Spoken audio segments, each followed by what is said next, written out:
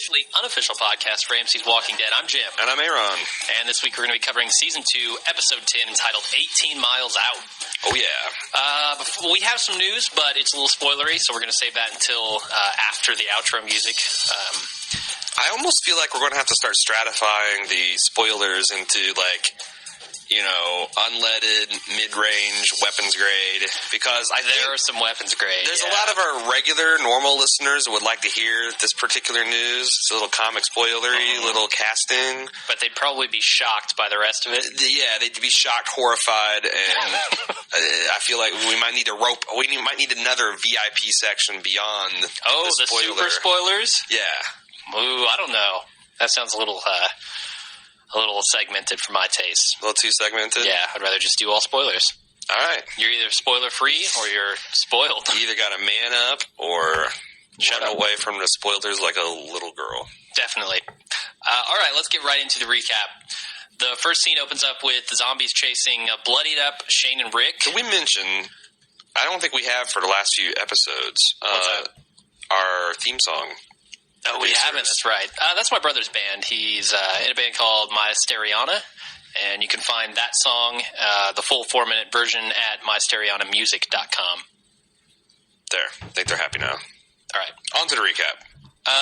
So, where was I? Oh, yeah. Zombies are chasing Shane and Rick. Randall is laying on the ground, inching his way towards Knife, and Shane gets trapped inside a school bus. What'd you think of the open? Well, it was a flash forward, as we find out a moment later after they come back. I don't particularly like this flash forward. I think they can be done well, but it's pretty hard to do them well, and I don't think this one was done particularly well. No, I think, Breaking Bad pilot, perfect example of a flash forward, because you don't know anything about the characters, you don't know anything the setting, you're just immediately hooked. Like, what the fuck? And there's a second one in Breaking Bad where that's really good. I won't spoil it because it's too good. Right. But, and I actually feel that I'm just kind of lukewarm on that one. But this one I'm just totally against, because I feel it didn't really serve a storytelling purpose. Yeah. It was just distracting, because all through the episode I'm wondering, well, is it going to happen now? Is it going to happen now? Is it going to happen now? Mm-hmm. And then when it did happen, it lessened the impact of what was happening, because I already had seen it. And it also made Rick and Shane look like idiots.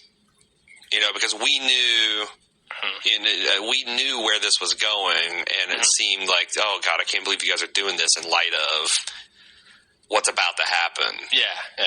So, like I said, I think that as far as cinematography or cinema tricks go, I didn't think this was pulled off very well. Sure. Before we get too deep into this, I just wanted to comment a couple things about the episode in general. It's going to be really, really difficult for us we won't be able to please everybody with this cast, because we got a lot of different email from people, some saying they hated it, some saying they loved it. I'm somewhere in the middle, a little bit more towards disliking it. I think it's funny that I think it's the first time you didn't like something more than I did. Really? I was a little more negative on it? Yeah. The action is good. There's a lot of cool action in this, for sure. But there are some massive plot holes, some inconsistencies, some really dumb decisions. And I think this is also where, yes, the action is very good, but it's built on a shaky foundation. Yeah. The foundational problems of the show I've been kind of just glossed over, and it's not... Yeah, it's like, this is all great, but I have this question, and this plot hole, this plot hole. And maybe they're going to just kind of like, wheelbarrow over this, and kind of, look at the shiny zombie, look at the, blood spatter, and, we'll be at episode 12 and 13. I'm like, oh my God, I can't wait for season 3. Yeah, I mean, there is a certain amount of suspension of disbelief that has to happen here, and I think, for the most part, I've done that on stuff like... Where are they getting all this food from to feed this huge group of survivors who just showed up? Where are they getting all the fuel from? All those sorts of things. That stuff is not as big a problem as... And I agree, yeah. Like, I saw the one There's one guy in Grantland that just savages the show every freaking week. It's hilarious. Oh yeah. And he says you can practically smell the desperation and Red Bulls out of the writers' room through this episode. And I think that's a perfect way to cap it. It's like, sure, they're heroically trying to get this show transitioned from the Herschel Farm vortex of boredom. Vortex of boredom. And you can hear the show grinding gears as it's trying to shift. You know? That is a very good analogy. But up front, I wanted to say I didn't absolutely hate this episode, but I didn't love it either. And there's going to be parts of, like, when we get to the Andrea Laurie scene, we're going to sound like when Bunk and McNulty were investigating that one murder in season 1. It's just like, fuck, motherfuck, fuck. It's going to be 5 minutes of that. Yep. Explicit tag on this episode now. Oh, it's been there. And I have a little analogy about how I felt in that scene, but I'll save it. So let's move on. Before they can actually get to where they're going, Rick stops the car to talk to Shane because they're driving Randall out 18 miles. So he tells Shane that he's going to stay alive to keep Lori and Carl alive.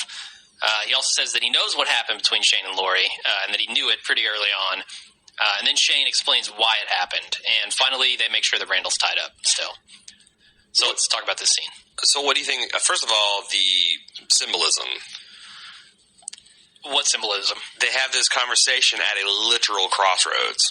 Yes, they do. Yeah. And I thought that was, again, Mazzara said he wants... That's cool cinematography. Yeah, he said he wants to make it more cinematic. Yep. And, again, I like it when they show things, show subtext rather than beat it through our head. Yeah. And I felt this scene was pretty effective. I wish... my one wish out of this scene is that Shane wouldn't have clammed up as much as he did. I wish he would have said more to Rick. See, first of all, I'm glad that they showed us at a crossroads rather than Rick being like, brother, we are at a crossroads here. And, like that. Yeah. He needs to solve it. But I thought that Shane did a pretty good job of listening to some difficult things. Shane did a pretty good job of listening to some difficult things that Rick was saying. And then when Shane tried to tell him his side of the story and the things he went through, Rick's like, whatever, back in the car. And again... I get you, but he wasn't saying anything as he was going through this. He waited until the very end, and then he basically just said, they kept me alive, I didn't keep them alive. But isn't that... I mean, don't you want, instead of him interrupting and justifying, just listening to... No, because there were a couple of parts to this conversation. The first part was that him saying that he has what it takes to keep his family alive, and then the second part saying that he knows what happened between Shane and Lori. And that's really the only part that he responds to. All right. Now let's talk about the other part, which is Rick just throws out, I know what you did to Otis. Yeah, and that's the other part. Here, again, prime example of the show grinding gears. Mm-hmm. They've gone from Dale saying, I bet I know what Shane did. I have a hunch. To Lori finding out and saying, I think Shane did this. To Rick now saying, it's a certainty that you killed Otis. Fess up. And Shane just gives it up. And this is like that whispering game when you're whispering someo's ear, and then by the end, it's changed so much. Their thoughts on it are that he's a murderer. Also, here's the thing. Rick took this in stride. This reminds me of, like, in episode 2 of the Star Wars prequels, Anakin confesses to Padme that he slaughters an innocent... And she's just like, that's interesting. It's like, I slaughtered all the women and children and the men... And a whole tribe I wiped out for one act. And she's like, oh, okay. Rick just like, oh, yeah, you're a murderer. If you put your life ahead of someone else. I'm cool with that. Just don't let it happen again. Especially not with me and Lori, right? We're cool. Yeah. I don't know, man. I don't know what's going through either of... I don't know what's going through Shane's head about certain things here. I just felt like... I think the Otis thing is a red herring. They don't have to be this.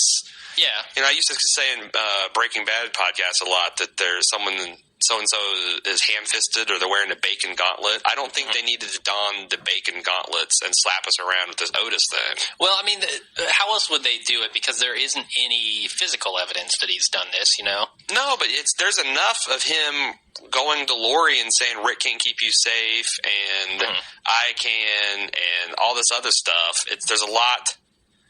I think there's enough evidence for Rick to have this conversation. And also, like I said 2 weeks ago, when are they going to have this talk about what happened between him and Lori? Yeah. Like, they needed to get that out. There's a shitload of things for them to talk about without bringing this Otis shit into it, in my opinion. Okay. So, yeah, Shane here, interestingly, tells Rick that he can't just be the good guy anymore and expect to live. And Rick says, I'm not the good guy anymore. So I think the events of last episode in the bar have really affected him. Yeah, I think he says that, but I still think evidence is going to show that Rick is still the good guy. He is, but he is definitely headed towards bad guy territory. Or not necessarily bad guy territory, but just not everybody's pal and always trying to do the right and maybe stupid thing. All right, so I still think he's Beta Rick, but now I'll say he's Beta Max Rick. Beta Max Rick. All right. If he gets, if he goes weak, versus CHS Shane. No, it's like he could be Beta Min.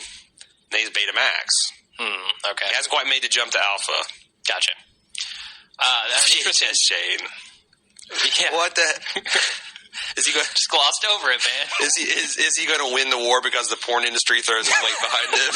Yeah, that's going to happen. Yeah, Andrea will be a key player in that. You'd think Rick would have won, but all the porn producers in the zombie apocalypse threw their weight behind Shane. Oh, zombie porn. It's an entire new genre, man. Right. Yeah. Well, Shane's sexier. He's got the bigger lobes. Interesting side note here. Some Redditors pointed out that the shot from Randall's point of view in the trunk actually originated in Tarantino movies. That's kind of a signature Quentin Tarantino shot. Yeah, I thought it was pretty cool. Did you? Because in my notes said, "What is this?" I did not like it. Oh, I liked it. And you got the music POV playing. with the music. And, I don't know. I liked it. Stunt. Right. Some of this feels a little too stunty. Moving on. A little too camera shovelly. Maggie and Lori are preparing some food for Beth. Maggie's concerned about Glenn and what he told her about freezing up last episode, but Lori tells her not to worry about it. I really don't like to see Maggie getting advice from Lori here. I think that's about the worst person, maybe aside from Dale, that you could get advice from. We haven't seen Glenn this whole... It'd be hilarious if Lori's like, we haven't seen Glenn this whole episode. I think you should go out and fuck Dale. Yeah. I think that's really that's the only smart move. It's been at least a day since you've seen him go out and fuck Dale right now. Yep. You need to find someone else to protect you. Yeah, and that'll keep him from loving you, and no problem. You'll save him doing that. Or T-Dog. T-Dog's got no lines. Go out and fuck T-Dog. I'm sure. Why not? So what happened last week that made Lori so zen? Because we know that this episode is a week in the future from last episode. Yes. Like this is fact. Glenn Mazzara tweeted it. Rick says it at the beginning of the episode. Yeah. It is 1 week. Yeah. Hard to believe, but 1 week. Yeah. Man, I don't know. So why is she so zen about letting the guys just go out after she went raced off after Rick? Give us a chance to the world's not worth living in to you need to keep us safe to you can't keep us safe, so I need to go after you to get you. Yeah, I don't know. And now to do whatever you want. And also, we need to provide as much normalcy and life worth living here as we can. Yeah. So I wonder if she didn't just realize when she crashed that stupid car that she was in over her head trying to contribute to, like, gathering supplies or being safe or anything. I don't know, because she felt pretty stupid about it when she's talking to Andrea later. As well she should. Yeah, I agree, man. But again, I don't. Lori is a cipher to me. I don't like thinking about her. I don't like it when she opens her mouth. I don't like when she's standing there silent. Yeah, I have a lot more to say about Lori, but I'll save it until we get to the scene. I think Lori will inevitably die. Maybe not this season. Maybe not next season. When they do, I'm going to open up the cast with like some kind of You know, like Mexican Angels celebration music. trumpeting. You know? Yeah.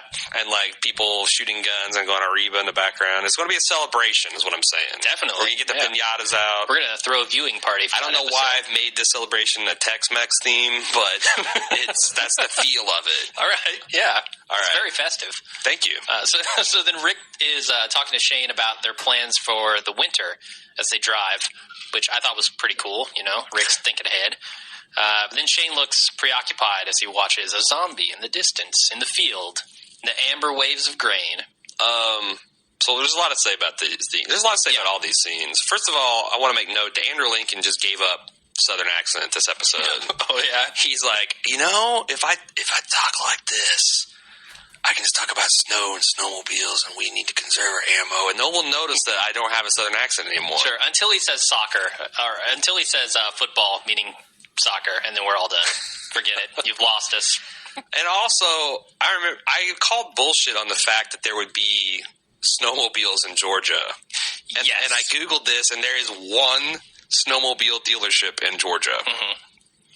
Yeah, that's pretty ridiculous. I just remember how, like, 3 inches of snow shut down Atlanta for a week. Yeah. Like, last year or the year before that. I think it was the year before that. So maybe that's an overreaction. This guy's like, you know, we need snowmobiles. Open up a dealership. Yeah. So what is he talking about with the snowmobiles? Is he planning on moving north? It doesn't seem like it to me. Yeah. Because the whole point of this season has been we want to stay on this farm. Yeah. So why would he all of a sudden decide, we're going north in the winter? I don't know. I don't know why he's thinking that, because Georgia doesn't get that. Maybe it does. Maybe northern Georgia does get colder. But here's the thing. Even if it does, what snowmobile dealership is open or keeps stock during the summer? Right. In Georgia, where it's 120 degrees. And it's not like this is Manitoba. You're not going to be rustling through some Georgia guy's house and like, a cache of snowmobiles. The whole group can have one now. Yeah. I mean, I buy warm clothes and all that kind of stuff, Sure. but... I don't know, man. I think he's hoping for a bit much there. It was a funny observation. I do think it's his main points, and it's good to hear someone start talking about, you know, what we need to do, because I think that ever since Sophia died, this group has been wandering around without any kind of goals or any kind of direction. Yeah. And growing cucumbers. It was the herpes of gardening. Putting mint in the lemonade. Did you see I put that on Reddit? People were criticizing the fact, like, how do they have fresh tomatoes and cucumbers? And I said, well, of course, cucumbers are the herpes of gardening. Okay. Massive upvotes. Really? Because everybody knows, if you got a neighbor or coworker that's got a fucking garden, you will have cucumbers shoved up your ass until the first frost. Like, awesome. it's a single cucumber plant will produce more cucumbers than any 10 families can use in a lifetime. Wow. All right. I did not know that. Yeah, it's like Jesus and the fish and loaves. It's just a shame that they're not very nutrient rich. No, they're good for making. I think they're good for salads and making pickles. And they're impromptu sex toys. Definitely. So let's talk about the big question here. What does the zombie in the field mean? A lot of people are speculating about this. What's funny, because I think it's got multiple layers of meaning, and this was an excellent scene for the show. Very well done. Yeah. So you give me one interpretation. My interpretation of it, my only interpretation of it, is that this is Shane realizing how alone he is. All right. And I say that because Rick had just talked about, Shane had just talked about Lori and Carl saving his life. And when Rick came back, he lost them, basically. Mm-hmm. Lori wants nothing to do with him. Andrea, it's kind of a running theme of people being alone in this episode. Andrea calls out Lori later on for having her family and nobody else does. And Maggie also telling Beth that she's not alone later on. There's this loneliness theme kind of running through the episode. Good point. I think that it also demonstrates that this is not a safe place. Yeah. You know, there's like zombies walking all around there, and it's kind of a dumb luck that more of them haven't come to the farm. Yeah, definitely. So it's like Shane, as Rick is talking about the future and setting up stability and all this, Shane's looking out the window and is like, yeah, well, there's still you can plan all you want, fucker, but there's still walkers roaming the earth. That's a good take. And also, I thought, this wasn't an original one, but I saw it on Reddit, people saying that it was an example of how this is the new world. Yeah. Just like you'd be looking out the window and like, oh, a deer. It's like, oh, a single zombie walking through. Yeah. And there's just something creepy about a pristine landscape all dotted by this one lone zombie. Yeah. That was also, I forget the movie. There's a short film that was made last year about a zombie that was in a penguin outfit. Okay. Someone linked it. I think it's on our Facebook page. But what was so creepy to me is like the majority of those scenes took place in broad daylight. Mm-hmm. And somehow it's somewhat, I think it's almost creepier zombies attacking in day than night. At least on this show. Because you kind of expect monsters at night, right? Mm-hmm. Like that's where the monsters are usually cordoned off into the night. Yeah. But when you see them in the day, it's like they're bleeding into your world. Yeah. They're more of an imminent threat. Like they've taken over. When they're walking around in the daytime, and that's man's domain. The animals and all the things that go bump in the night, they belong there. But when you see them walking on a day, it's like they've taken over the fucking world. Yeah, super effective scene. I really like this, and I love it when he's on the way back and sees the same thing. So then Lori brings some food to Beth, who's feeling better physically, but is a wreck mentally. She's talking about how everything is pointless and nothing matters. Didn't have much to say about that scene. So let's keep going. All right. Rick then tries to find a good place to drop Randall, and he finally settles on the Mert County Department of Public Works. And I tried to look up Mert County. I couldn't find any information about it. I don't think it's real. Okay. But it's written on all the police cars. It's on the sign out front of the gate. But then at the gate, Rick gives Shane a lesson in silent zombie kills, and they search the grounds. They find a couple zombie corpses, but they don't have bites, but they do have scratches. Mm-hmm. I noticed Rick here was siphoning gas. That's a pretty smart thing to do. He's got like 4 of those 5-gallon containers. And I wonder if any of that made it back into the car. I don't know. That's a good question. Because they did go back to the car to get Randall, but I don't know if they took the gas with them. I didn't see it. So I guess we could clear that up rewatching, because if he was walking back with Randall and didn't have the gas tanks in his hand, I don't think they did, right? Unless they made a second trip before everything went to shit. Maybe. I mean, that's suspension of disbelief. I could go either way. I don't care. Right. The other thing I noticed is that this bus that Shane kind of examines, it was used as kind of a refuge for people, right? I mean, it had blankets in there. It had some lighting set up. Mm-hmm. I think people were living in there for an extended period of time, and maybe those people were on the road, and they came to this Department of Public Works and decided to hole up there instead. Right. Also, it served a plot by, if Shane had just run up on that bus in the chaos that ensues, your first thought would be, oh, I bet there's zombies on that bus. Yeah. Since he's cleared the location, that becomes it's kind of an efficient storytelling device, too, to get that over with right now. Definitely. So I'm going to talk about the scratches on the zombies in the second scene where we see them. Uh-huh. So if you have any comments on that, let's just save them. The next scene is Lori going to visit Beth again, who's decided that everything is pointless. Lori tells her that she still has Maggie and Herschel, and Beth thanks her for that. But Lori takes the tray of uneaten food to the kitchen and notices that the knife is missing. She goes back, and Beth has it hidden under the covers. Lori calls her out and takes it. So apparently she was going to try to kill herself. And she takes off sprinting with that knife, which is unsafe. I didn't see the knife in her hand when she was running. Totally. And what's really funny is the first thing I thought when I saw her running around the corner, like the Andrea on the RV, I was thinking Andrea's going to shoot her. Oh, man, that would have been great. Oh, my God, it's a sprinting walker. I didn't know they could run. Blast. Look at that hideous, emaciated thing running towards me with its straw-like hair. And its sunken eyes. It was once beautiful. Awesome. Yeah, I wish that would happen. So then Rick's chain drop off Randall. They leave him there with a knife, but as they're leaving, he tells him that, stupidly, that he went to school with Maggie. The kid, he's just clueless. Like, he doesn't realize why they're dropping him off or anything like that. All he knows is he's miraculously healed. Yeah, we'll talk about that. By Herschel H. Christ. But Shane takes a shot at him, but Rick stops him. Okay, can we talk about this? So have they kept this kid blindfolded, gagged, and blaring Molly Hatchet or whatever this whole time? For an entire week. How did they realize that he didn't have a Southern accent? How did they realize that he knew, or for that matter, how does he know about Maggie?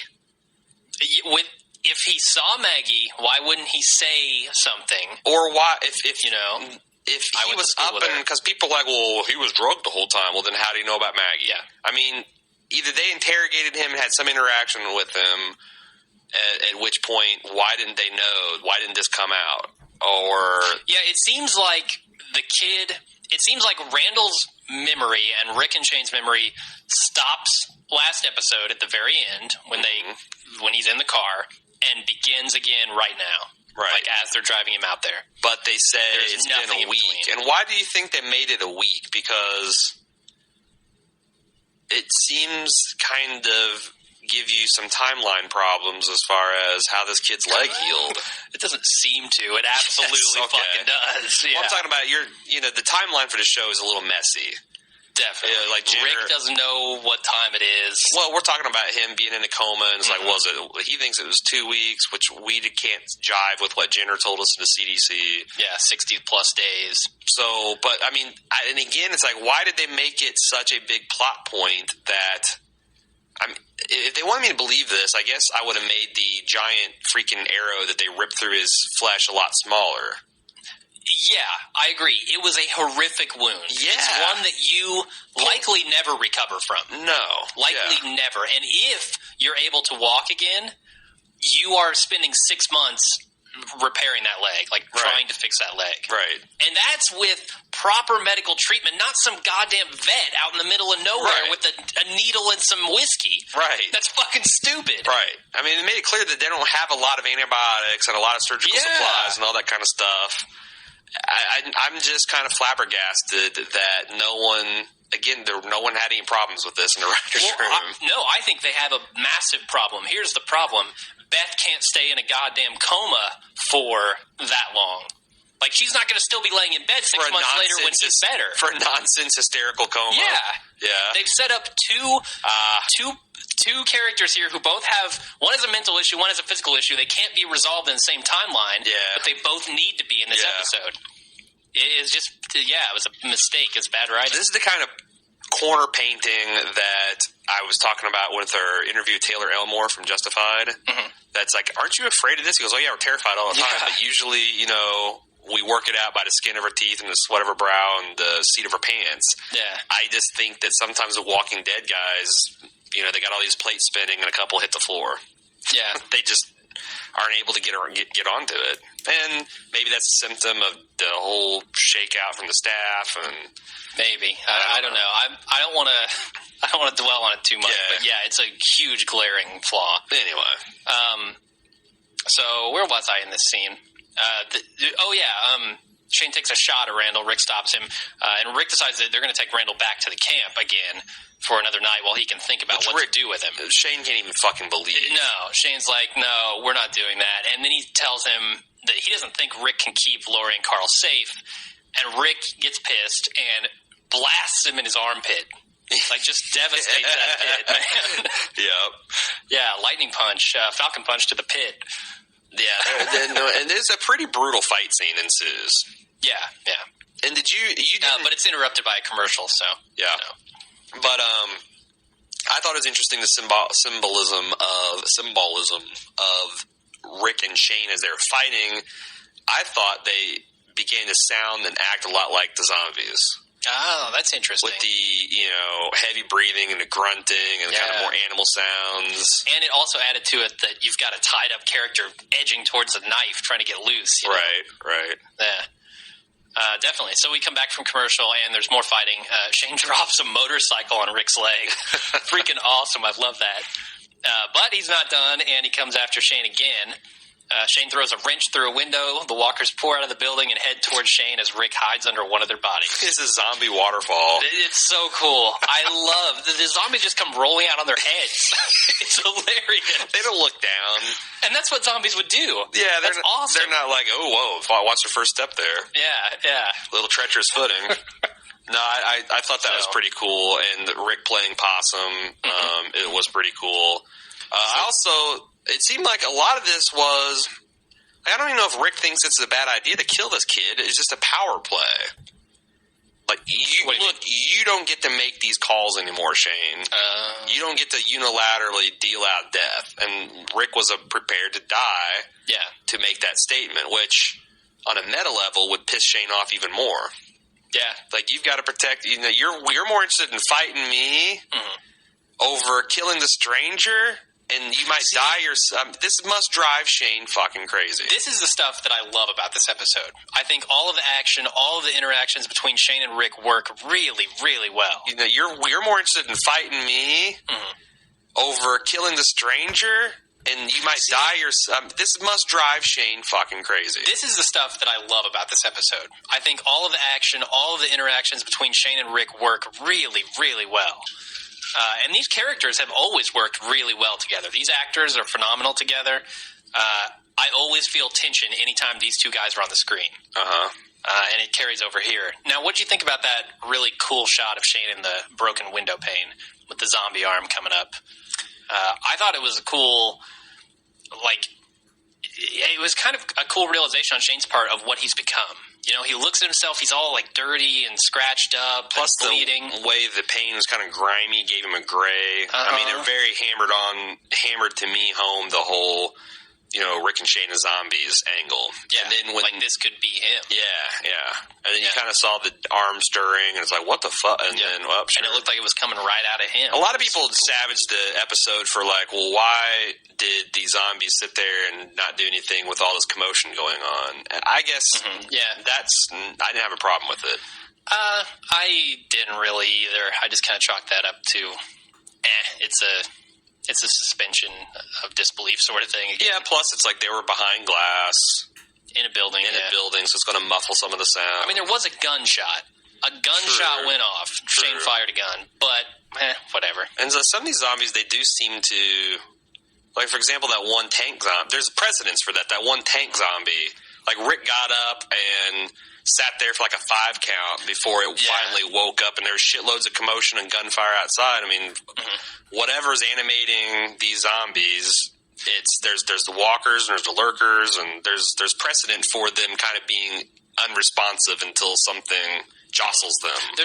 There's also precedent for them using smell as their primary human detection device. So when he broke the window with the wrench and Rick was sitting right outside that window, maybe that's what did it. Maybe they smelled Rick. Right. Especially with him sweating after a fight in the heat. Good point. Yeah, I could buy that. So then there's a quick scene with Maggie, who's talking to Beth about her suicide attempt. Tells her that her and her dad would just die if she committed suicide. And then that's just real quick. I felt like that almost broke up the action a little bit more than was necessary. Yeah, it didn't serve much of a purpose, because then in the scene with Lori and Andrea, just a moment later, you can hear them arguing in the background, so you know that they're talking about it. Still. But then most of the walkers come out of the window and chase Shane, but one goes after Rick and another one goes after Randall. Randall uses the knife that Rick left to get free and kill the walker that came after him. Also, breaking a walker's arm so it couldn't get up is a pretty good strategy. Awesome shot, too. Like, that was a gruesome break. Because it makes sense. I mean, zombies aren't coordinated enough to... try to get up from a prone position with using only one arm. Yeah. I mean, we can do it because we know all leverage and all that shit, but zombies are just like, what? Yeah. I thought that was pretty brilliant. And then, although I do think the show sometimes has people go a little overboard too often on the fucking zombies.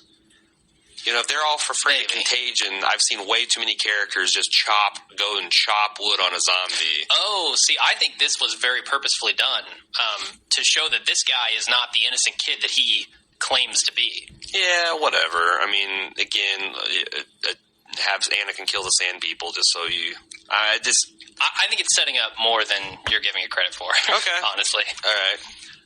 So here's the big scene. We're going to spend a little while on this one. Lori and Andrea arguing. The cat fight. I don't know. That's giving a little bit too much credit.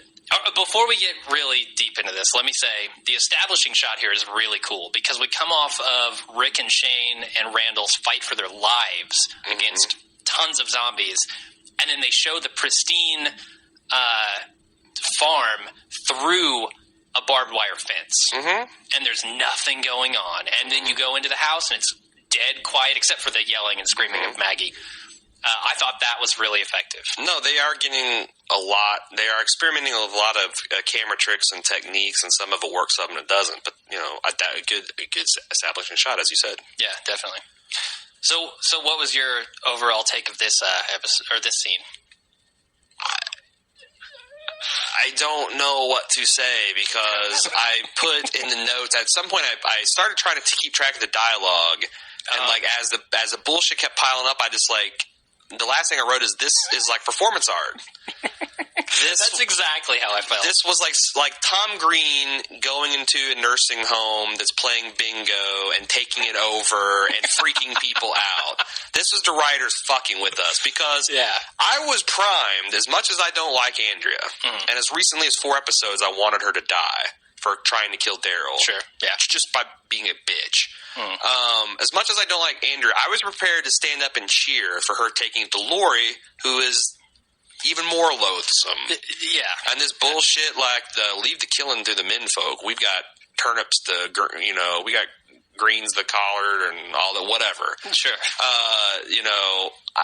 And I was like, okay, this is going to be cool. But then Andrea started this bizarre pro-euthanasia bullshit that doesn't even work when it's applied to her. Yeah. It's like, okay, let's say, giving a suicidal person after a major life trauma the option to kill themselves is not a good idea. That's why we have suicide hotlines, dumbass. Yep. If the group had let you keep the gun and you blew your head off back on the road, are you saying you would rather done that? And if so, why don't you just kill yourself now? You've got a gun. Exactly. And she says in this scene, I came through it. No. Well, guess what? You wouldn't have had a fucking chance to come through it unless Dale took away your option. Right. And the exact thing that you're telling Lori not to do. And the only thing he took away, I'll still die on, is he took the fucking gun away. And she was suicidal. That's a solid thing to do. Sure. And, she got through it, but if he'd have given her the gun and she'd shot herself in the head, she wouldn't have got through it. Exactly. And I'm like, why don't the writers know this? Why are they pushing abortion pills and fucking giving suicidal people guns on us? I felt halfway through the scene, because at the beginning I was exactly like you. I was thinking, all right, I'm going to buckle down, follow this dialogue all the way through the end. And I watched the scene 4 times. But halfway through the viewing of this scene, every single time, it's like my brain was transported into a goddamn watermelon and Gallagher was up on stage smashing it with a mallet. I couldn't comprehend what they were talking about. Because it was just so crazy. Right. None of it made sense. It was all insane. Right. I put it on Facebook that here's my impersonation. Lori's like, crazy, crazy, crazy, crazy, crazy. And Andrew's like, crazy, crazy, crazy, crazy, crazy. And Lori's like, crazy, crazy. And Andrew's all like, crazy, crazy, boyfriend, crazy. And then it's like, that was the funny thing, is dropping the boyfriend. But that was awesome. Look at what they're arguing about. The men can handle it on their own. You working on your suntan with a shotgun puts a strain on us. I'm on watch against walkers. I'm trying to create a life worth living. Well, did you apologize for wrecking Maggie's car? You're insane. And then I wrote, you're both insane. Yeah. Lori calling anyone insane. Is insane. Have we beat this into the ground enough? Because I want to talk about Lori's the very 50s sexist women attitude. Okay. She, to me, went Don Draper. What the hell? She's telling Andrea that she has no business protecting the group. She belongs, pregnant and barefoot in the kitchen? No, she literally is happier pregnant in the kitchen. Yes. That's where she wants to be. Yeah. So I kind of I hate absolutely everything she's doing. Do they have a woman writing the show? Because you think she'd stand up and say, "This girl's pregnant," and you're advocating her to stay in the kitchen, should we take her shoes off in this scene so she can have the triumph, or she can be barefoot, pregnant, and in the kitchen? What the fuck? It blows my mind.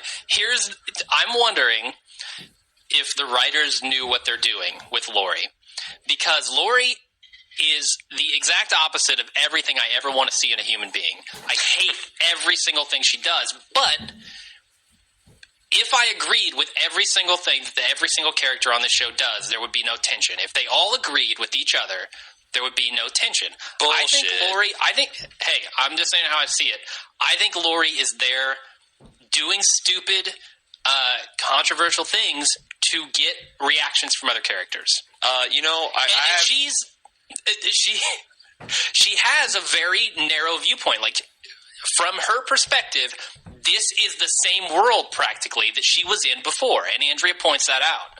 Like, she has her whole family there. All right. No one in her family has died. I have a 2-word rebuttal when you're done, so let me know when I'm going to go. Asshole. No.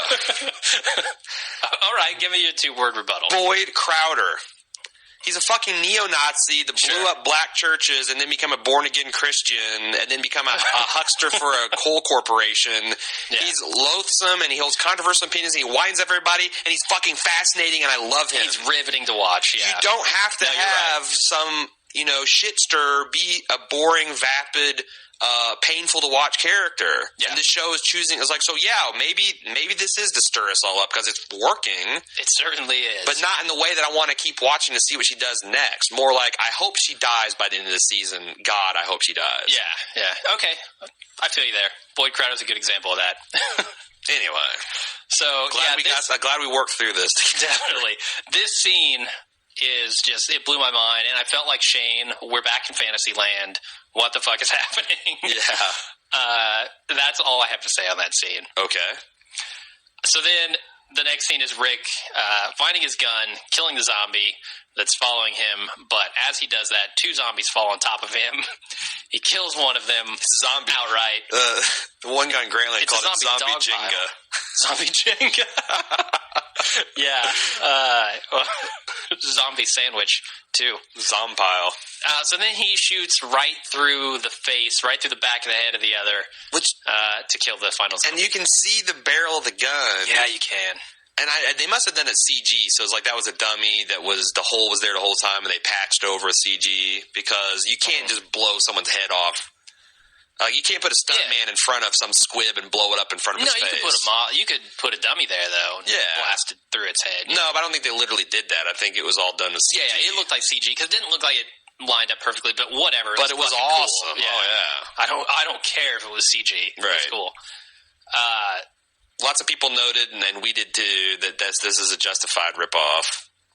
Oh, shooting through a guy, which was a Die Hard 4 ripoff. It's not it's been done time and time again. Yeah, nobody's got the patent for shooting through corpses to Rick kill somebody. Is going to try to get it in the new world, though. He's going to be like, and nobody can shoot zombies. I will patent this idea. So then Maggie is back at it, trying to convince Beth not to kill herself. Yeah. And Beth suggests that they should both do it together. Mm-hmm. A little family bonding ritual before they die. And she pleads with her to do it tonight.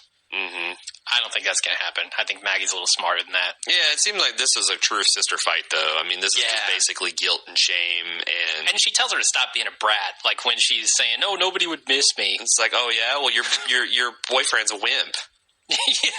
Yeah. Glenn, he's a pussy. And he freezes up. Right. So then Shane gets trapped in the bus and starts killing zombies with his knife. Not before demonstrating rule number 1 of Zombieland, cardio. Cardio, man. He led those guys on a merry little chase through that municipal parking lot. Yeah, he did. Speaking of which, there's this really cool event coming up that we should talk about, the Zombie 5K run. Which I posted on our Facebook site, facebook.com/baldmove. There's one in Indianapolis, but there's like 10 all across the country. Mm-hmm. And it's literally a 5K, like a warrior dash where you got to run through an obstacle course, but they're paying people to dress up as zombies. Oh, they're not paying. People are paying to do it. Oh, true. Yeah. But I think it's a discount. The running is the most expensive option, but you pay to dress up and be a zombie that chases the people running through and try to capture them and infect them. It's a capture the flag sort of thing, or like a flag football thing where they've got flags and you've got to grab them as a zombie. Okay. So nobody's actually going to be bitten and turned. Well, sure. I didn't know that they actually were wearing flags. I thought if they touched you, you're out. Nope. Got to get the flag. So now that'll they be get cool. your I'm flags. thinking about... Do you then have to go and grab? Do you become a zombie? Oh, that would be cool. Let's not belabor the point. But if you want to find out more about it, it's on our Facebook page. Definitely. So my question here with Shane stabbing zombies in the head, cutting his palm with that knife. Mm-hmm. He killed a zombie earlier with it. They didn't show it, but he took it out, and there was a zombie approaching at the gate, and presumably he stabbed it in the head. He didn't sanitize that knife between that moment and cutting his palm open. No. He's pretty confident that he's not going to be turned into a zombie by that. I mean, what's he thinking? I don't know, and I don't care. This show is going to damn well decide what causes a zombie one of these days, and until then, it's wildly inconsistent because sometimes they're wearing chemical suits and visors, and sometimes they got blood spurting in their mouth, and sometimes they're saying, well, it must have been a scratch, and then others, they're cutting themselves with a zombie-infected blade, so... And other times, they're Jim, who got actually bit. Right. Not life-threateningly bit. No. But died of it. Died of the infection, yes. We know a bite will do it. Yeah, we know that a bite will do it. And people are speculating, Rick knew here that Jenner told him that everyone's infected, so it didn't matter. All right, let's talk about this. Why would he keep this from Shane? No, let's save it. Let's save it, because that scene is coming up. Okay. So the next scene is Andrea relieving Maggie from her suicide watch and purposefully leaving the door open for Beth to escape. Right. Just literally. And she walks out of the room. She lets Beth hear that she can walk right out the front door because the screen door hits behind her. I'm surprised she doesn't give her a gun. Yeah. Or take the steak knife back to her. That would have been good, too. Or a spoon. This was all I could get. Gouge your eyes out. Then Rick finds Randall, who's trying to convince him to take off and leave Shane, and Rick agrees. And he's like, okay, let's get out of here. Mm-hmm. And they take off. They leave. And Shane watches as they leave through the bus window. And he's like, fuck. Yep. Maybe I shouldn't have thrown that wrench at him. Or maybe this is what Otis must have felt like when I kneecapped him. Definitely. Pretty cool scene there. Maggie comes back. And it's interesting how he played that, because they actually played it like he's bummed out. I kind of, when I saw what was happening, I was like, I wonder if he's going to give like a Good Will Hunting. What do you mean? Where Ben Affleck finally comes out and Will's not there. Oh yeah, it's like every day I pray that you're going to man up, Rick. He's going to give him a nod. There's going to be a survivor that's just going to murder for no good reason, and you keep disappointing me. Yeah, he's just going to kind of like, I respect, I understand, Gotcha. So then Maggie comes back to find Beth in the bathroom. Lori comes in and pries the door open, and Beth apologizes as she holds her bleeding wrist. Mm-hmm. She's tried to kill herself with a piece of mirror, but apparently she's had a change of heart. She's like, I'm sorry. Yeah, I mean, she tried to kill herself. She realized, oh my God, I don't want to kill myself. Yeah. And changed her mind. Most people that attempt to commit suicide don't really want to die. Yeah. Or they... I don't know. I don't know enough about I don't want to come across as offensive because I don't know enough about psychology, but it's not uncommon to have someone... I'll teach you about it. By next week, I'm going to make Air on Suicidal. It wouldn't take much. Another scene with Lori and Andrea. Yeah. Don't give the show any ideas, Jim. Any comments on that scene, or should I move on? Move on. Rick stops the bodies of the two cops, and this is the scene I was talking about. The ones that they saw before, and he picks up some guns and ammo. And then he looks at them. He's like, He's the camera zooms in on his face. So what is he thinking here? And let's talk about the scratches and stuff. I thought, when I first saw it, honestly, I thought, he's realizing he's got this belts of ammo, some extra weapons, that it's doable to save Shane. Oh, see, my thought was they're both wearing cop uniforms. I missed that. I'm glad. Okay. But that's a solid point, too. Yeah, and he looks at that and he sees himself and Shane there and realizes, this is my partner, I need to go back for him. Right. So that's what I got out of it. A lot of people on Reddit were speculating that his look there was him realizing, oh my God, Jenner was right. Everyone is infected. But they're assuming... They're assuming that Jenner said that, and I honestly don't think the show is giving that a moment's thought. I think they've forgotten about it, and they don't care anymore. Because again, at this point, why would Rick not tell Shane that? Is anyone? I haven't yet to see a cogent defense of if that's what Jenner told him. Why wouldn't he share that information with the whole group? Oh, or even select people. I mean, there are certainly people, regardless of what you want to say about others, who could deal with that information very easily. I mean, Dale certainly could deal with that information, right? What if Rick thinks that if he dropped this bomb, that all hope would truly be gone? This would kind of line up with his speeches about how I have to bear this weight and I have to keep, because if everyone's infected, everyone that dies is going to become another zombie. That's a whole, like, you're not going to wait this thing out. But that's like saying you're not going to wait out death itself. True. Again, everyone dies. You're right. Regardless of whether or not you come back as a zombie, it doesn't matter. Right. I mean, that's probably what Jenner said.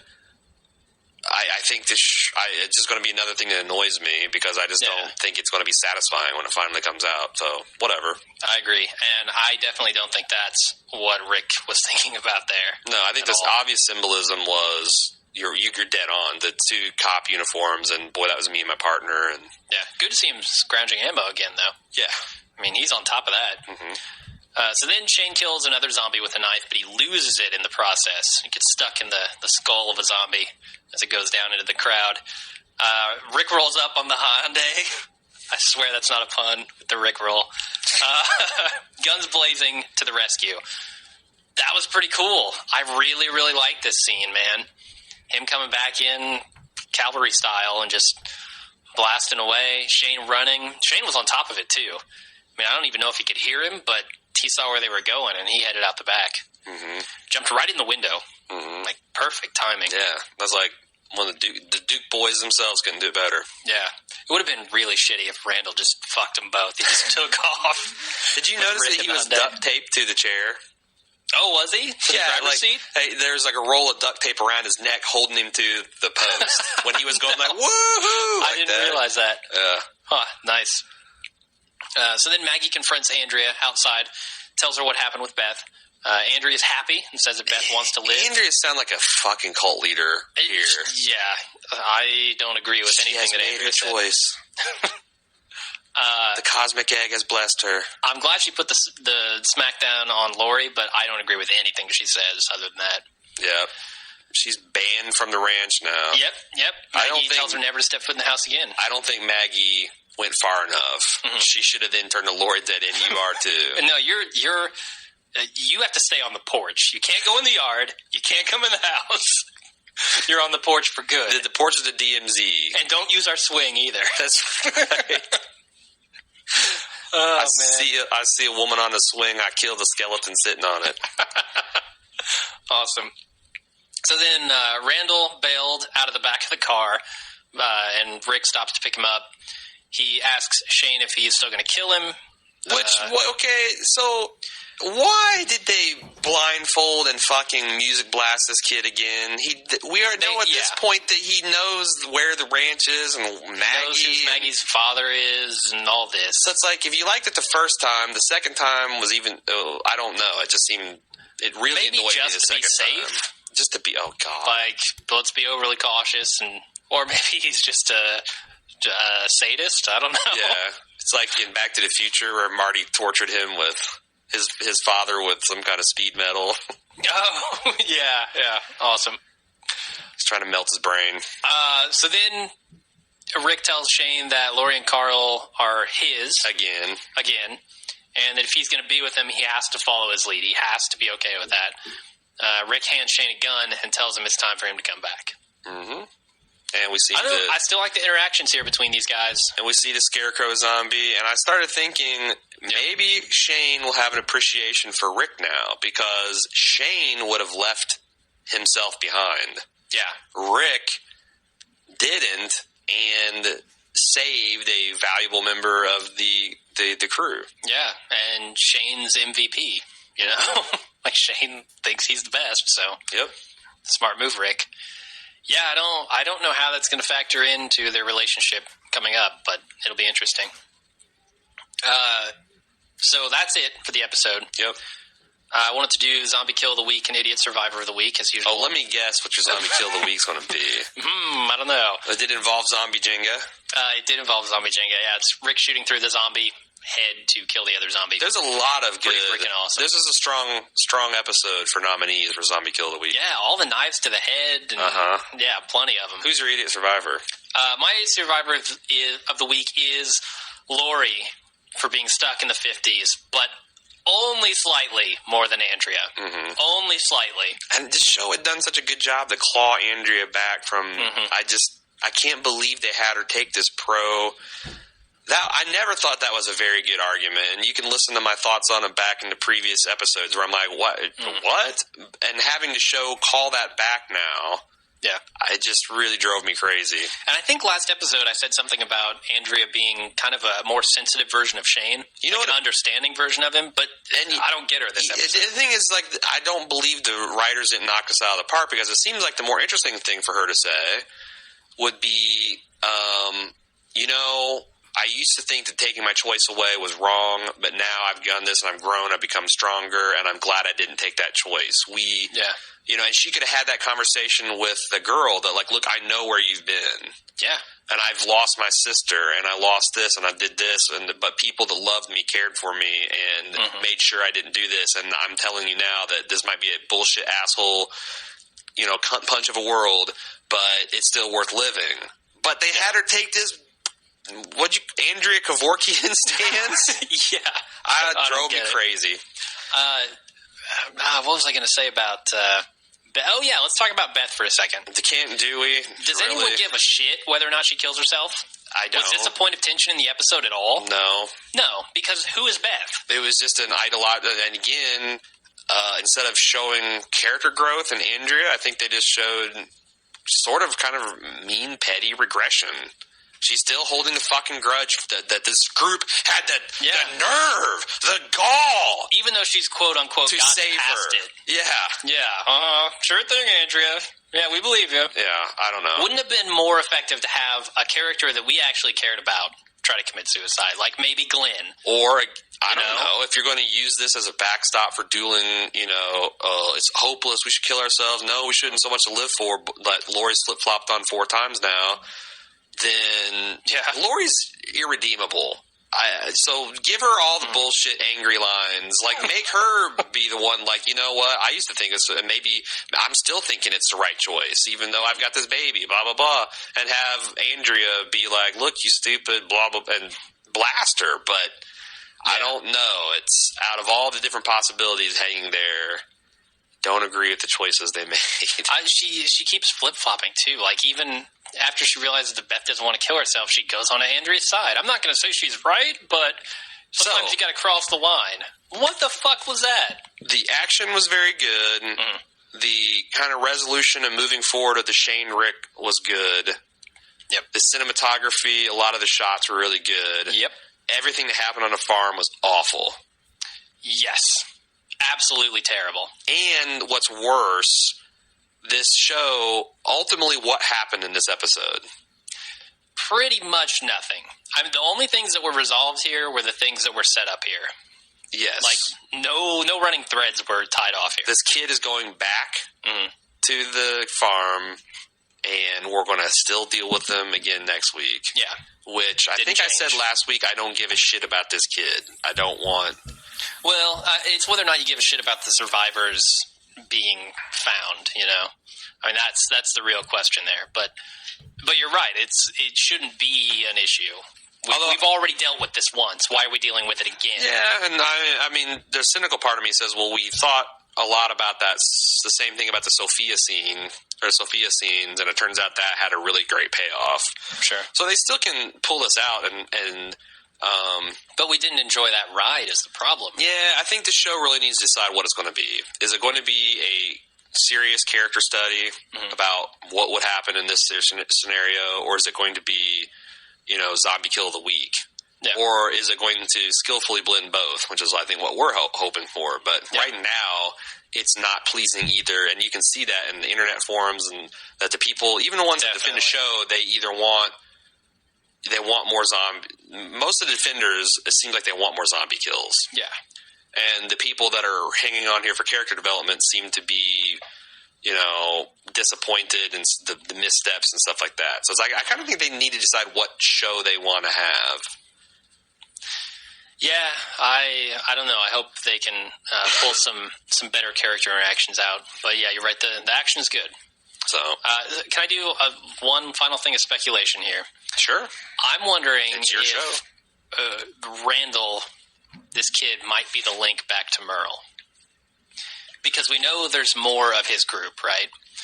We know he's like those guys who drove off in the truck. It wasn't just one guy in a truck peeling off to a camp of himself, I don't think. Exactly, yeah. So I'm wondering if Merle isn't back in that camp. If they didn't find Merle and help him out, and now he's part of their group. Because I think Randall says that he joined up with a bunch of psychos, right? Like, I'm not part of them. They're just a bunch of lunatics. Well, he was, I think, saying that because they were trying to kill last team dude before they, threw him in the ball gag and blasted him with Molly Hatchet. That they were trying to kill these guys. Yeah, definitely. So I think he's just trying to put whatever distance he can between them. Sure. But it would be interesting to see Merle come back that way. Otherwise, I don't know how they're going to link Merle to these guys again. We ready for some feedback? Yep. All right. Ed K says, listening just now, love your Rick impressions. Thank you. Some nights I got it, some nights I don't. I don't understand how Lori bought Shane's story. Either A, they would have to pass her wrecked car on the way back, which is unlikely, or B, they'd have to pass her while she walked down the center line of the pitch dark road, which, by the way, why do people always do that in TV/film? Walk down the middle of a dark road? Yeah. I don't know. Because where I'm from, when you're walking down a dark country road, you wear dark clothes, and you're just offside the road where you almost get fucking hit. God damn, people. So I don't know. I mean, the zombie apocalypse seems like walking in the middle of the road would be the thing to do. Maybe, yeah. Yeah, I don't know, but Lori's not so bright. There's your explanation. Definitely not. She didn't think about it much. S. Mateo wrote, normally I completely agree with your criticism of The Walking Dead, but I thought your praise for season 2.5 opener was not justified, no pun intended. The episode went back to the slower than slow pace that characterized most of the series' run, with only the last 10 minutes showing any sign of life, pun intended. Triggerfinger's story, however, never stopped moving. From what I've heard about Glenn Mazzara's approach, he wants to burn through the story, not tease the audience or milk the drama. That's good. The latest episode seemed to possess what has been lacking in the show so far, which is momentum. We got more zombies, rival survivors, character development, insight, politics, whispers of war between survivor groups. I felt you were much harder on this, a much stronger episode than you were in Nebraska, which I thought was more the same. For the first time since the series opener premiere, I'm optimistic about the future of the show. I find that to be often the case, is that when if I'm really liking something, there's going to be a person that hates it. This is why this episode is so weird, that it seems very polarized between people who loved it, hated it, and then I kind of see there are very lots of good, but there's a lot of bad.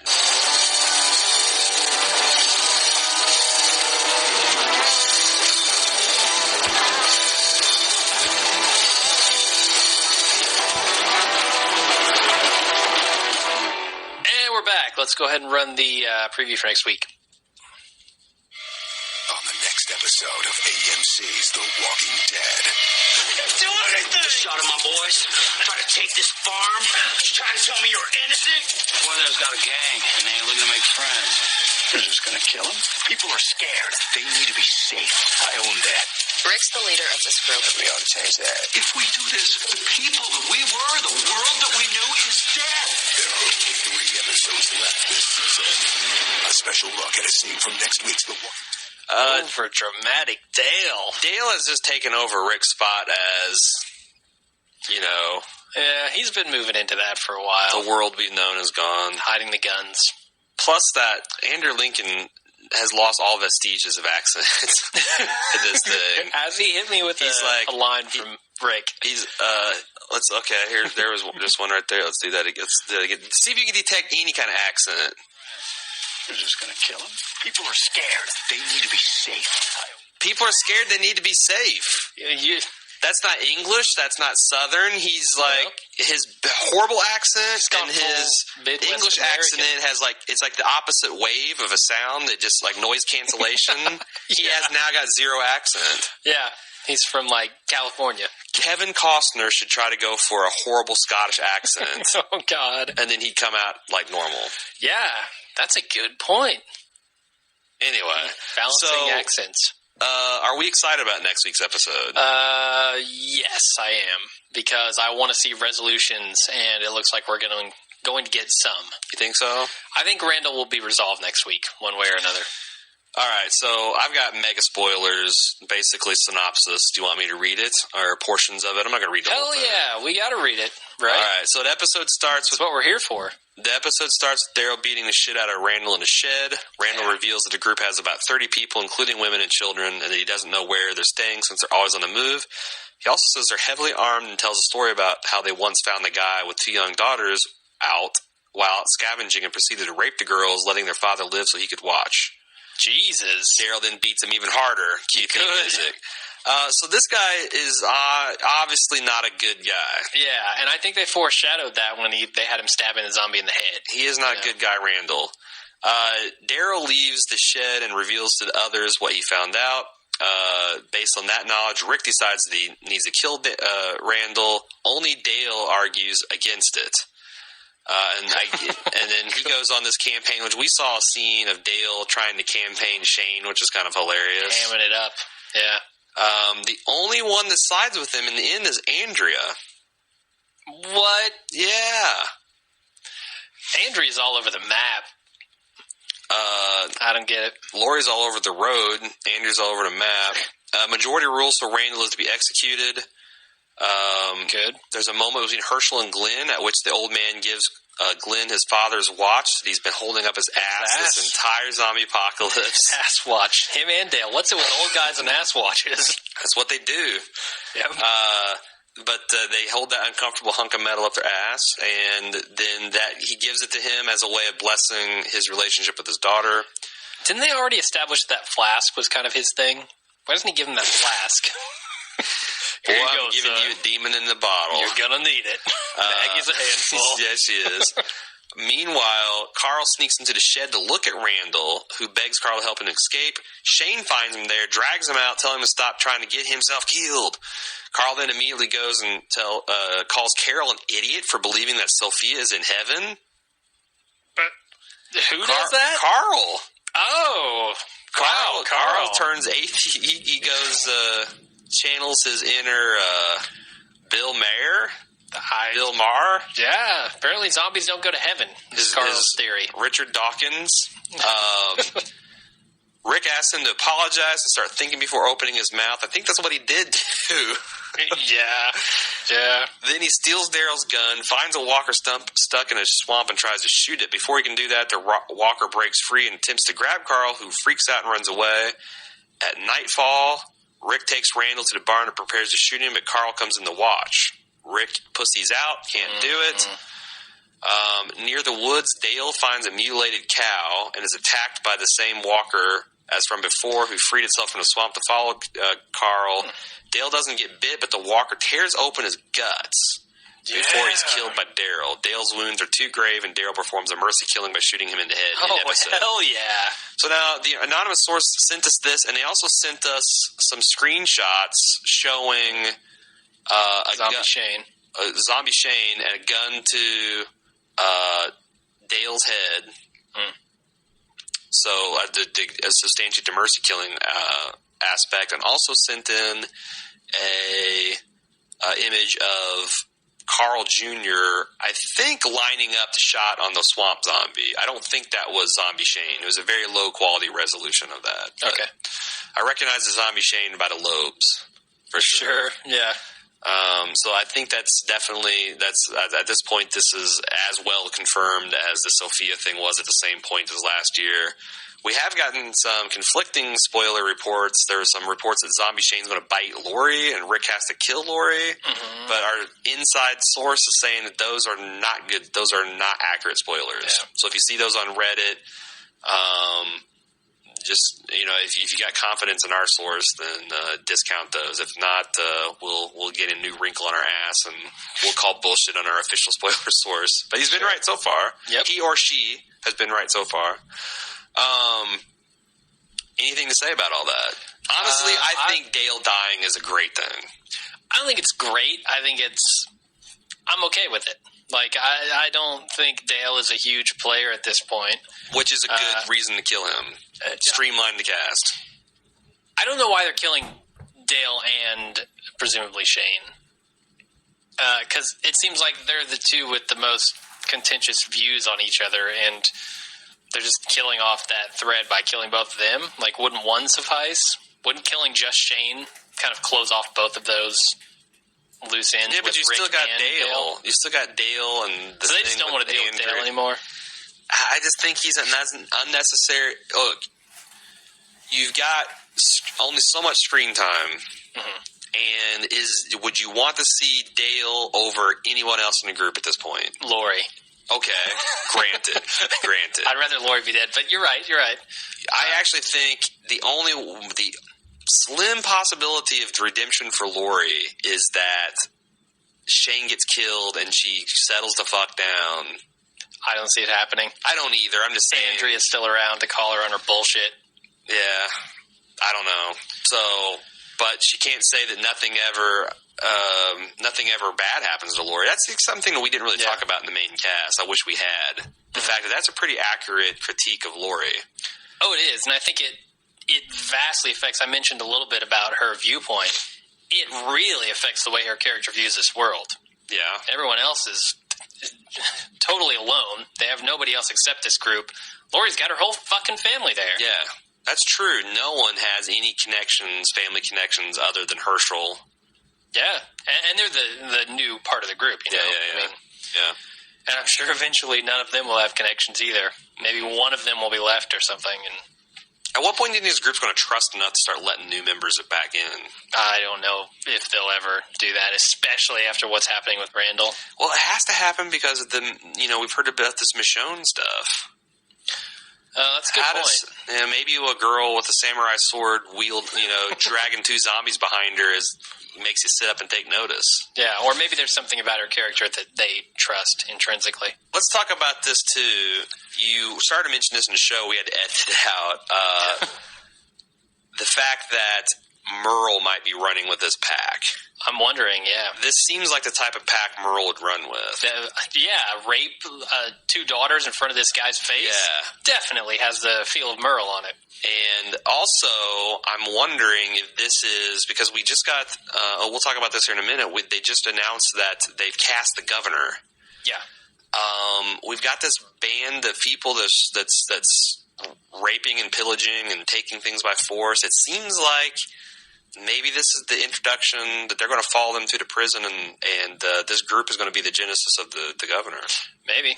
So, anyway, speaking of that, Mike D and also Eric M tweeted in, or sent us an email saying that Glenn Mazzara tweeted the following, that David Morrissey from State of Play has landed one of the most anticipated roles on AMC's The Walking Dead. The British actor, oh boy, another British Southern swinging accent for the Southern accent, is set to join the mega hit zombie drama as a new series regular in season 3, playing the Governor, a popular character from Robert Kirkman's graphic novel that serves as the basis for the AMC series. The Governor is a leader of Woodbury, a small settlement of survivors, and becomes the chief antagonist for The Walking Dead's lead Rick Grimes and his group. Morrissey, repped by the Collective.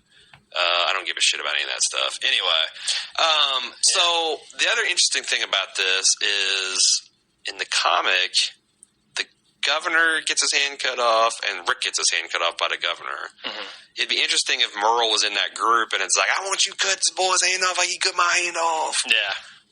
And that's like, whips a crowd in a frenzy and there it goes. That'd be cool.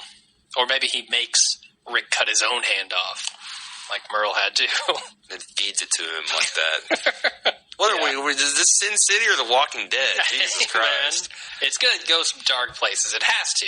Yeah. I mean, there's some, have you gotten any of the governor sequences? No, I haven't. No. I need to read that stuff. The most fucked up thing I've ever seen in the comics to date. So the governor's got this whole wall set up in his dwelling where it's aquariums full of zombie heads, and he watches them like TV. With water in there, or just I can't remember if there's water or any, but they're zombie heads that are moving and like rah, rah, rah, and he just sits there. Holy He shit. sits there in a lazy boy and watches it like TV. Wow. That's pretty messed up, man. It's fucked up. Can you That's imagine what awesome, that would be like, though? I can't imagine what a live action scene of that would look like. It's going to be fucked up. I hope they show that. I hope they don't make noise, though, because a headless zombie can't make noise beyond clicking and like. Yeah. It can't have any moaning. It doesn't have any air moving through its vocal cords. So yeah, I'm not going to suspend my belief. Walk Dead can walk, sure, but they don't have vocal cords and lungs, and fuck you. Anyway, TJ from Michigan states, next I'm starting to see the spoiler you let fly a couple weeks ago definitely happening. Shane will die and Andrew will leave the group. More on that in a bit. After Carl shoots zombie after Carl shoots zombie Shane, Rick will be forced to tell everyone that Jenner told him that all were infected in an emotional scene, which I can't help but play through my head in Aaron's awesome Rick Grimes voice. He will yell these words, "They're not the Walking Dead, we are." And then Andrew that was my best Rick. And say, "No one cur." No one cur. And finally, I think Carol will bite it somehow sooner than later, maybe not now, but at the beginning of Season 3, and here's why I think that. I was watching The Mist a little while back, and I noticed that the movie had Dale, Andrew, Carol, and the Mexican guy from Season 1 in it. Really? I didn't know it had Andrew. I didn't know about the rest. I did a little research and found that this guy was in a Frank Darabont film. I think the new producers and showrunners will get rid of all the Darabonters while reshaping the story completely so that you can't just read the comics and sour yourself to the story. Sorry this is so long. Just wanted to get it out there. You guys are great, and I can't wait for the next episode. Yeah, I kind of agree. I've seen... So Game of Thrones follows the source material almost slavishly. Yeah. Justified, I've been reading some of the novels it's based on, and they do a really good job of taking the best out of the best characters, the best dialogue. It's like they pull out the best characters, the best action scene, and the best dialogue, and then they blend them up into a pleasing order. So it's like you recognize where it's coming from, but it's in a completely different setting out of a different character's mouth. But it's still awesome. Yeah. Walking Dead seems to be taking this approach of we're going to take some of the stuff from the comics, but we're going to put twists on it, and some of it works, some of it doesn't. I feel like there's not another good example of the Master and Commander movie, which probably nobody sees unless I've read the books, but they basically pillaged 20 books for the best scenes and put them in 2 hours with a movie, and it was awesome. Yeah. I feel like there's a blueprint you can do with this material, and Walking Dead's trying something. Maybe the issue is that comics are a very, very different format than a television show. Comics can gloss over things that television doesn't really gloss over, and it can span lengthier periods of time and jump around in the timeline a little bit more. I think people are a little bit more forgiving of plot holes in comics, too. I would say definitely, yeah. So they're having to fill in a lot of the holes that the comic book doesn't have to explain, doesn't have to deal with. I wonder if they're just having trouble with those parts, because I can see the CDC is cool, I can see the prison is cool, I can see all this stuff is cool, although CDC wasn't in the comic. Until maybe later, I don't know. No, I don't think it ever was. Okay. So there's a lot of stuff in there that is straight out of the comic, but they have to fill in a lot more holes. I wonder if that's the issue. Do you think that, it seems to me, and I don't know, I haven't read enough behind the scenes, but it seems like Kirkman's taken a much larger role with Darabont exiting. Okay. Do you think some of this is just himself taking more control but not really knowing what he's doing with his comic book background? Because I noticed that the action certainly kicked up a notch in Season 2. Oh, yeah. Hell yeah. But the storytelling and atmosphere has somewhat declined. So in Darabont's hands, you had some really good character moments and some genuinely... Like, I haven't been scared in Season 2 yet. I was scared 2 or 3 times in Season 1. I just feel like that maybe that's a part of Kirkman bringing his comic book sensibilities to the plot, and Mazzara trying to jerk the show into a cinematic direction. So you've got this kind of like very schizophrenic result that's more exciting, consistently. Well, I thought Darabont, on the whole, was more cinematic. I mean, certainly he's a movie director, and he doesn't have any TV experience. And you look at Glenn Mazzara's old work, like he directed, or he did a bunch of work on The Shield. I don't know exactly what he did. But that was a show that didn't have much fancy cinematography and themes and stuff running through it. It was basically a pretty straightforward cop show. I don't think that Jesus, we've been Glenn calling him Mazzara Greg. is running... It's Glenn. I've been calling him Greg the whole time. Oh, I call him Glenn. I know. Well, I'm an idiot. Correct me, please. Will do. I don't think Glenn has the cinematic chops that Darabont has. I mean, you look at some of the episodes from early in season 1, like that. The opening pilot is fantastic. That's plays like a movie to me. But you look at a lot of the stuff that's happened since then, and I don't see it, man. Especially in this last few episodes after Darabont left, I don't see it. The movie feel is lost to me. I don't know. I feel like I'm getting several examples of, very cinematic things that's happened in the last few episodes. Yeah, but they're not. What are you meaning? Kind of all encompassing of the episode. They're just like a shot. I'm talking about there was a very cinematic feel to the first episode overall. Like, you had these overarching themes of Rick waking up to this world that is